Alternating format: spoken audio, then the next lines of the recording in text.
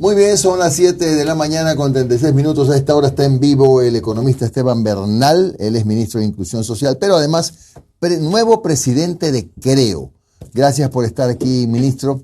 La primera pregunta, inevitable y de cajón. Ustedes ya el 6 de junio, si no estoy mal, tienen su proceso de internas. Falta poquito, no falta nada ya, faltan 6 días. Finalmente el presidente Lasso va a ser candidato presidencial, ya les ha comunicado si consultó con su familia, como tiene que ser, y si al final de cuentas corre o no para las elecciones. Buenos días, gracias Jimmy, Omar, Noris, gracias por la invitación.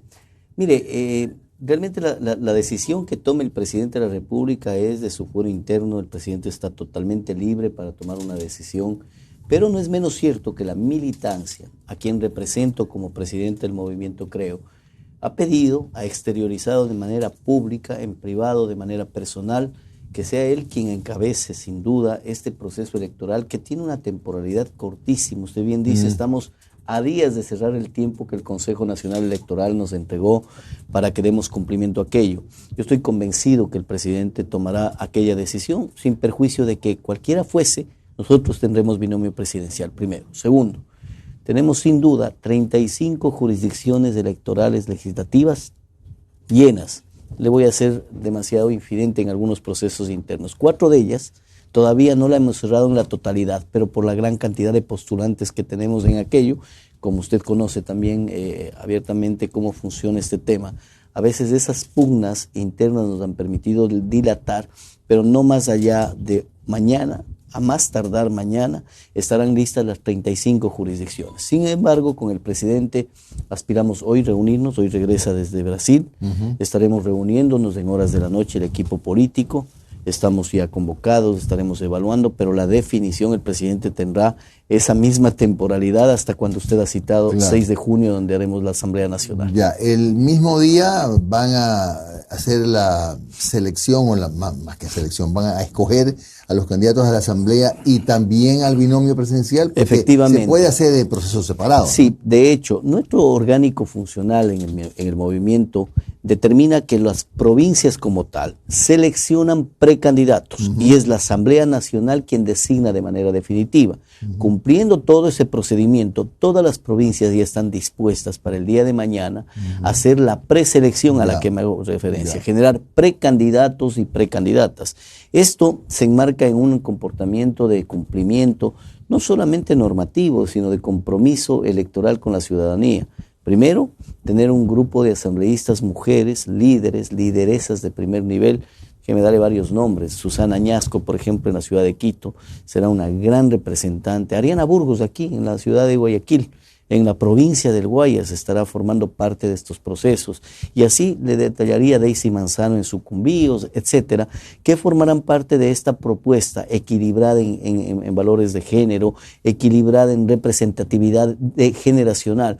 Pero hay algo, Jimmy, que es fundamental, que es un tema que yo a través de su medio también exteriorizo a todas las organizaciones políticas. Habiendo pasado lo que pasamos, habiendo vivido lo que vivimos con la última Asamblea Nacional disuelta por ineptitud e irrespeto a la Constitución, a las normas y a las leyes que nos rigen, debemos y estamos en obligación de presentar cuadros que tengan condiciones éticas, ¿no?, de conocimiento, pero por sobre todo de respeto a la institucionalidad del país. No se puede hacer rajatabla de la institucionalidad. Yo fui legislador, y fui legislador que también generó enjuiciamientos políticos, por supuesto, pero basado en normativa, en documentación, en la instrumentalización, el hecho de tener capacidad fiscalizadora y capacidad, o diría yo, el privilegio de tener inmunidad parlamentaria no le da patente de corso para hacer rajatabla del derecho. Antes de darle paso a Omar y a Noris, un poco jugando a una imaginaria apuesta, el 100% de posibilidades, ¿en qué tanto por ciento está el presidente Lasso de aceptar la invitación? Me la pone difícil, pero yo aspiro que esté en el 90%, sin duda. Bueno, sin duda. Eso quiere decir que está bastante animado. Bueno, continuemos, Omar y Noris. Buenos días, Omar. ¿Cuáles son las expectativas de Creo? Porque basándonos en los últimos resultados, el movimiento ha tenido que ir cambiando de presidencia porque los resultados no lo han acompañado.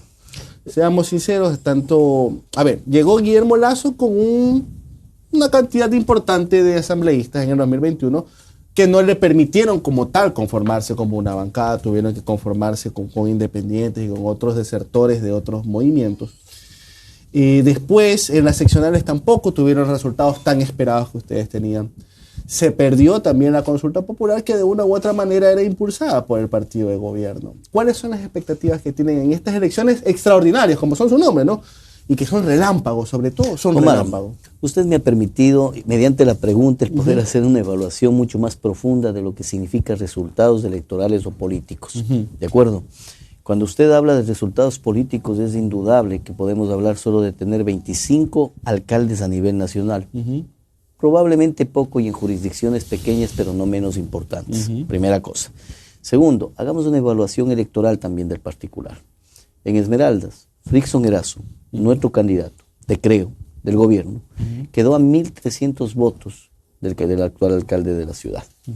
En Cotopaxi, aquella provincia donde emerge la mayor cantidad de conflictividad social liderada por el señor Issa, tuvimos a Tania Vázquez, actual gobernadora, que quedó a menos de un punto de Lourdes Tibán, nuestra candidata.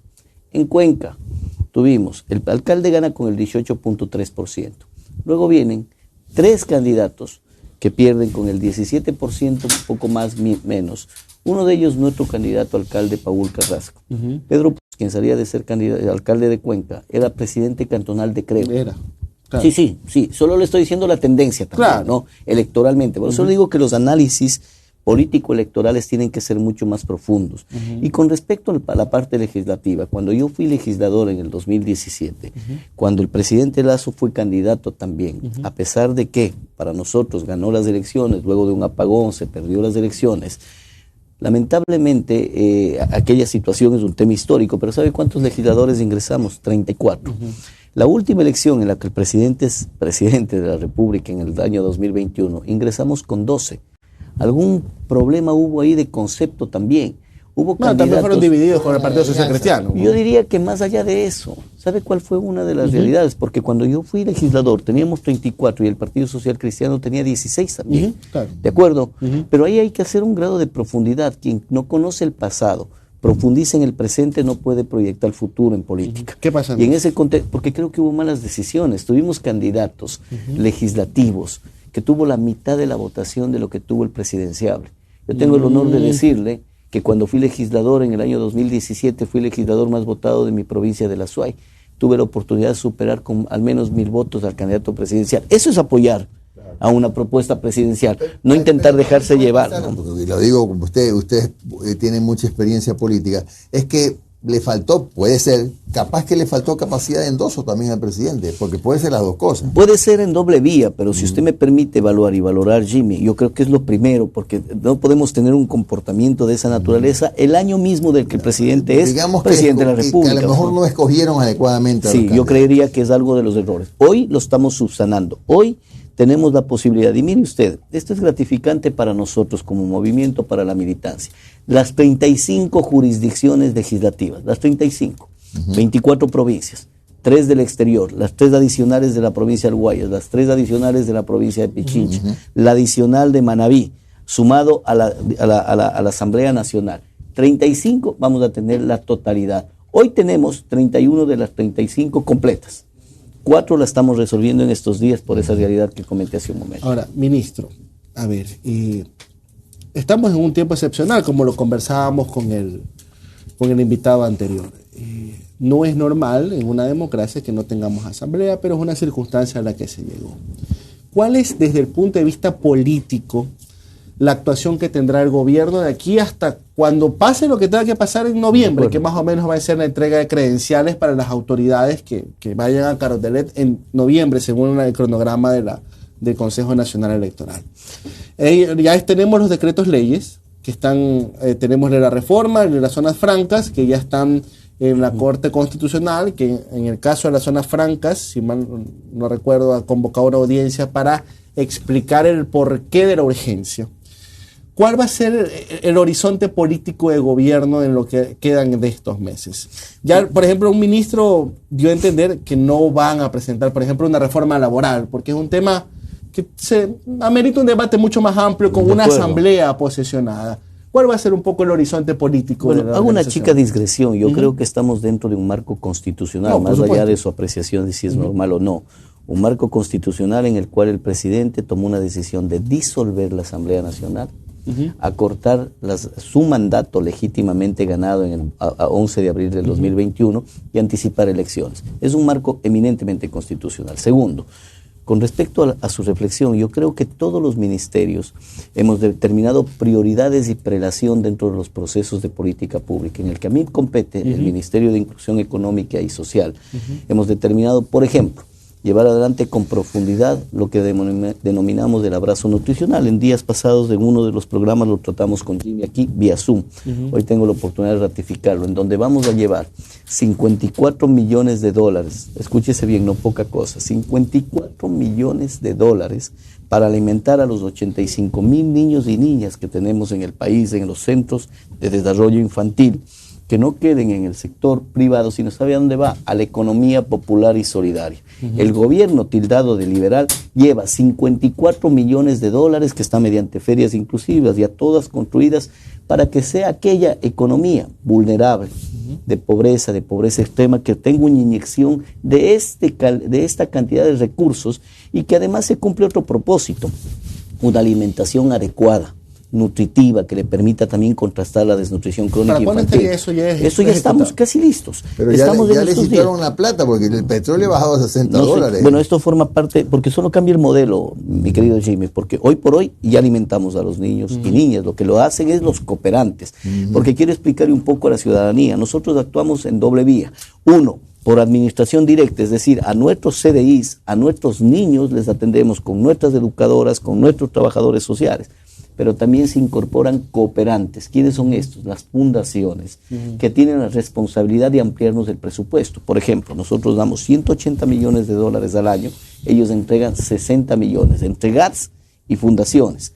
¿Qué buscamos con ello? Que de esos 180, 54 va para una alimentación específica para las 4 ingestas por día, desayuno, media mañana, almuerzo y media tarde. Imagine usted, todo ese recurso va a dejar de estar disperso en varios espacios, sino en la economía popular y solidaria. Esas son las prioridades. Nadie niega que ese tipo de proyectos es lo que se necesita y ojalá se puedan concretar, pero yo voy a la precisión que le pedí a Jimmy. Hay ya el compromiso financiero y se lo digo, hoy tenemos la renuncia de una subsecretaria de Transporte de Obras Públicas, Dora Ordóñez. Se acaba de presentar su renuncia en donde va lanzando lodo en su carta de despedida diciendo básicamente no están dando la plata, la vialidad de la SUAY está hecho un desastre, que no se resuelve con oraciones. Y que con oraciones no se resuelve. Ya está confirmado el Kushki, el dinero para eso. El Kushki, muy buen término. Está. Mire, no hubiese querido particularizar, pero habla de mi provincia, ¿no es cierto? De la señora Ordóñez de mi provincia. Ex secretaria anticorrupción de Lenín Moreno, ex candidata de Pachacuti. Lamentablemente, no tengo la más pálida idea cuál fue. Espéreme, no, le voy a decir. Le voy a decir. Mire. No, le voy a decir. 30 días se demoró. Yo fui el que más discrepancia puse al interior del equipo político por el nombramiento de la distinguida amiga personal, pero discrepo profundamente en la política. En 30 días va diciendo lo que dice. Habrá que decirle a la señora de dónde genera una especulación de esa naturaleza. 94 millones de dólares están destinados para el Azuay. 94 millones de dólares para arreglar la vía. No es mi competencia, pero lo voy a decir como azuayo, ¿no? La vía Cuenca-Girón Pasaje, la vía Cuenca-Molleturo-Naranjal, generar una apertura vial, está dispuesto. En 15 días arranca el proceso dispuesto por César Ron, con quien me reuní, inclusive ni como ministro, sino como azuayo. Pero ver ¿Cómo una llegó la carpeta? ¿Cómo llegó la carpeta del señor Ordóñez, entonces? Mire, yo inclusive discrepé, porque tiene esa habilidad increíble. Téngalo por seguro que será candidata probablemente por UNES en los próximos días. Por eso la carta. Téngalo por seguro, porque ha sido de Igualdad, de Participa, de Pachacuti, de la ID, ¿no? Entonces, es increíble. O sea, a ver, si hacemos ese análisis o si entramos a analizar de dónde vienen ciertos cuadros que están dentro del gobierno ahorita ejerciendo las funciones, de alguna u otra manera es un retazo y un Frankenstein de personajes que han estado que lo discrepé, en otros partidos políticos, ¿no? De alguna u otra manera. Tenemos hace poco el que fue asambleísta Jiménez, que llegó por Creo, que estuvo como ministro de gobierno y ahora salió a decir que se hace a un lado y que se hace a un lado de Creo, que cree que Creo no cumple, se hace a un lado del gobierno, se fue criticando al gobierno. Entonces, de alguna u otra manera, quienes están tomando las decisiones dentro del gobierno, y ahí me permito decirle, incluyendo al presidente, están haciendo malas elecciones, porque a la larga lo que está pasando es que no le está llegando a la gente lo que necesita. O no saben escuchar, o realmente no van al territorio y no conocen, o hay un que me importé. Muy bien, dos cosas. En la vía política le respondo y luego en la vía gubernamental. Primero, yo creo que sí, hay gente ingrata. Y le debo decir con la excesiva tolerancia, la caballerosidad de un presidente y de su equipo, porque así funciona esto, ¿no? Cuando usted tiene un líder prepotente, abusivo, grosero, tiene hasta el conserje de prepotente, abusivo y grosero. Cuando tiene un líder que es tolerante, caballeroso, todos somos así. Y eso genera abusos, porque varios de los exministros de Estados que han salido, es como aquella fiesta, Noris, ¿no? En la que usted llega, baila, toma, come y cuando se va critica la música. Eso le pasó al exministro Jiménez. El día anterior a mi nominación para ser presidente electo de Creo, el día anterior estuvimos ahí con Osvaldo Coronel, que apareció al ladito de Jiménez dando la rueda de prensa, al ladito, formando parte de la asamblea, intentando captar el partido para el señor Jiménez. Como no lo logró, rueda de prensa el siguiente día. Son de esas cosas que no se las sabe, pero que efectivamente es bueno exteriorizarlas. Eso en el ámbito político. En el ámbito gubernamental, usted decía con justo derecho, como lo que nosotros hemos garantizado, libertad de expresión para que nos digan hasta vela verde al gobierno. Pero si quiere, vamos con gusto haciendo una chiquitita evaluación. 500,000 nuevos empleos adecuados. ¿Sabe quién lo dice? La misma institución que inclusive este medio de comunicación en enero del 2022 levantó y dijo, mire el INEC lo que dice, 163,000 empleos se han caído en el Ecuador. Esa misma institución le dice hoy día, 530,000 nuevos empleos adecuados se han creado. Bajamos la pobreza del 32 al 25%, la pobreza extrema del 14,7 al 9,5. 1.100.000 personas salieron de la pobreza del Ecuador. ¿Cuántas personas han migrado al exterior en este momento? Habrá que hacer la proporcionalidad también comparando con los mismos tiempos. Por ejemplo, el otro día le daba una explicación y me decían, pero ministro, 16 unidades educativas. Comparemos pues con los gobiernos anteriores. En el promedio de la misma temporalidad, en un año, 9 meses del expresidente Correa, no llegó ni a dos, porque se dedicó todo el proceso político de asamblea, etcétera, etcétera. Nosotros, 16 unidades educativas, Ministro, 4 hospitales sin un rango de corrupción, 629 centros de atención de salud reconstruidos en el país. No es poca cosa, el problema es que la narrativa, Noris, con todo el cariño, la narrativa genera absolutismos en el país. Entonces, gobierno que no ha hecho nada, bajamos la pobreza. Gobierno que no ha hecho nada, redujimos la pobreza extrema. Gobierno que no ha hecho nada, logramos reducción del déficit presupuestario. Gobierno que no ha hecho nada, tratado libre de comercio con China. Y así sucesivamente, con gusto le vamos a dar. Ministro, las cifras que usted me está dando, tendríamos que cotejarlas para saber realmente si son las correctas. Sin embargo, y con esto quiero terminar, es una cosa es las cifras macro y lo que se diga, pero otra cosa es la realidad que se vive en las calles. Se lo digo con muchísimo respeto, porque nosotros aquí todos los días recibimos comentarios, y no solo de gente que tenga una tendencia partidista, sino en general, y lo vimos también nosotros porque tenemos familia. El tema de medicina, externalización de las medicinas, fue un fracaso ese proyecto, y hay que decirlo realmente como fue. Ni siquiera terminó el piloto. No hay el tema de las camas, no hay médicos, y tenemos un vicepresidente diciéndole a la gente, estamos mejor, hemos llegado a tanto por ciento en equipamiento de hospitales, y cuando y si te dice eso un gobierno y tú vas a hacerte atender y no te dan la cita y no te dan la medicina, tú dices, me están mintiendo. Ok, dos cosas, rapidísimas, en honor a los tiempos, entiendo yo. La primera, soy un ministro de Estado. Imposible que yo ante una cámara de un programa tan importante en la que estaba viendo el número de estados en el programa que tienen ustedes virtual, podría exteriorizar un dato que no sea real. De hecho, lo mismo dije en más de 7 o 10 ocasiones que acudí a la Asamblea Nacional disuelta. Por lo tanto, son datos reales. Segundo, cuando usted me dice lo que yo siento, estoy respetuoso de sus percepciones, pero las percepciones son como el sistema respiratorio, todas tenemos una. Hay 18 millones de percepciones. Lo que le doy son datos y realidades. Esa es la diferencia entre su percepción y mis datos. No, no es la mía, es lo que siente la gente en la calle. No, y respetuoso siempre sobre todo. Muy bien. Con el segundo round en otro momento. No, y gratísimo eso. No, sí. Esa es la labor de los periodistas. Disentir a veces, ¿no? Pero y es lo correcto, Jim. Le agradecemos más bien por su tolerancia, ministro. 7:57. Fue el ministro Esteban Bernal, que además es el presidente de Creo y que además tiene la expectativa, como nos ha dicho, que el presidente de la República acepte, eso ya lo agrego yo, acepte la candidatura a la presidencia de la República. ¿Y el binomio? El binomio, buena pregunta. Oiga, me olvidé de ¿Y el preguntarle. binomio? Todavía estamos en, Sí, en estamos. la entrevista, tenemos ¿Y el binomio 10 segundos. economista? Sin duda vamos a tener un binomio. ¿Sería pero el no va a ser el vicepresidente? doctor Borrego. Vamos a ver, vamos a verlo. No, yo estoy de la tendencia de tener una mujer de vicepresidenta, personalmente. Soy un presidente nada más de un partido y un militante. Ya. No Ya desestimen a nuestra no le presencia saquemos electoral. Nada información, ahí nomás. más. Jimmy, me quedo con esto. No desestimen la presencia electoral nuestra. Volveré de nuevo aquí, la valoraremos después de las Está elecciones. bien, espérese un ratito, ministro, espérese un ratito, deje que me ponchen a mí para que... Gracias a Esteban Bernal.